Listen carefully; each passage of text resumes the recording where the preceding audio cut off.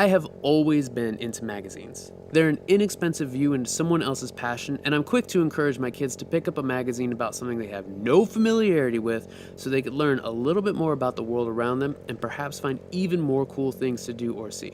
Because the world is chock full of cool things, and you never know where a passion might be lying. Additionally, you'll be able to talk just a bit about whatever it is you're reading about.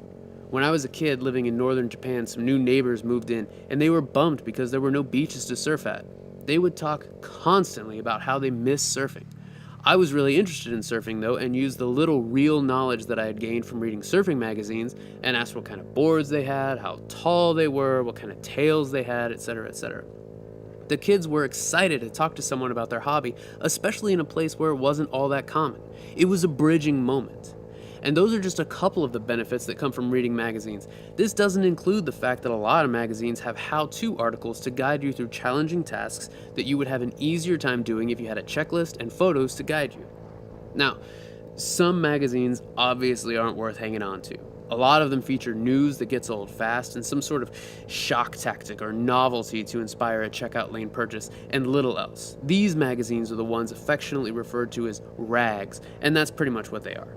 Cycle World was never a rag though.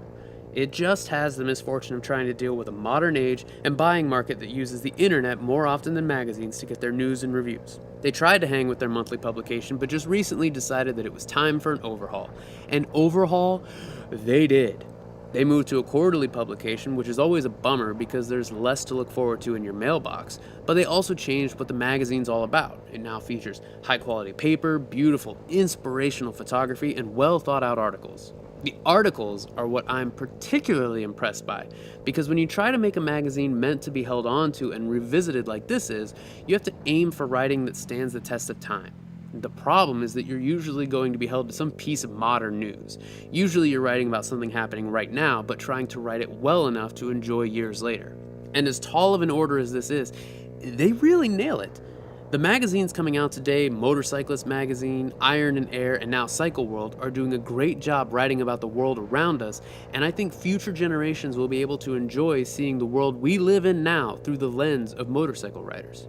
It just offers a different perspective of things. Take electric motorcycles, for instance.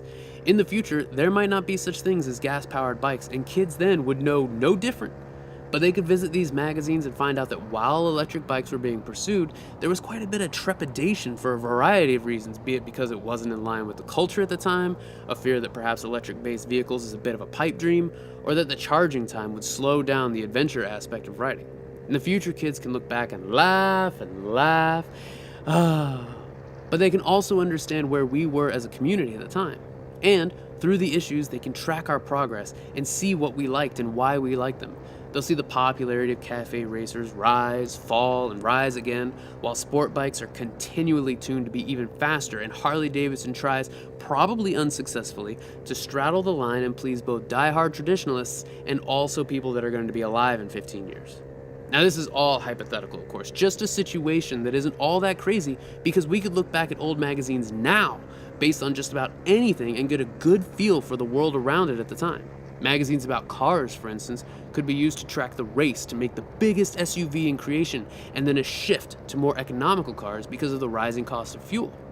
Of course, there are always the opponents of change, the folks that have been subscribing to Cycle World since its first issue in 1962, and they are quick to throw shade and take their subscriptions elsewhere. But honestly, where are they going to take them? To another magazine that will inevitably figure out that they either need to adapt to today's magazine buyer or slowly bleed out money until they're dead? And if they find it, how long will it survive? The fact is that the publishing industry has changed drastically, and so has the audience. Staying stagnant will lead companies down the same road as Blockbuster Video, and you have to ask yourself which you would rather have. A quality magazine that is slightly different from the one you knew and loved, but still features beautiful motorcycles, great stories, and a cubic ton of inspiration delivered quarterly, or no magazine at all. And I'm not saying every magazine is worth holding on to, but I have a collection of 5 or so magazine titles that I will always subscribe to and keep safe for as long as I'm around. I know what kind of kid I was and how obsessed over magazines and the cultures and lifestyles showcased within, how inspired I was to try new things and experience as much as I can. And if I could have a stockpile of magazines to pass along to someone who would hopefully appreciate it, well, that would be great. Of course, that would require a generation of people that are keen on buying or even looking at magazines. I know I do, but I kind of feel like I'm at the tail end of a generation that actually love magazines, so who knows if even quality magazines like Cycle World can survive among the new generation. I hope they do. There's a definite value to what they're putting out, and I think that the world is richer for it. I admire their willingness to change so drastically in the face of such a challenge, and I hope it brings nothing but success, because I know I get stoked every time they come in the mail, and I can't be the only one.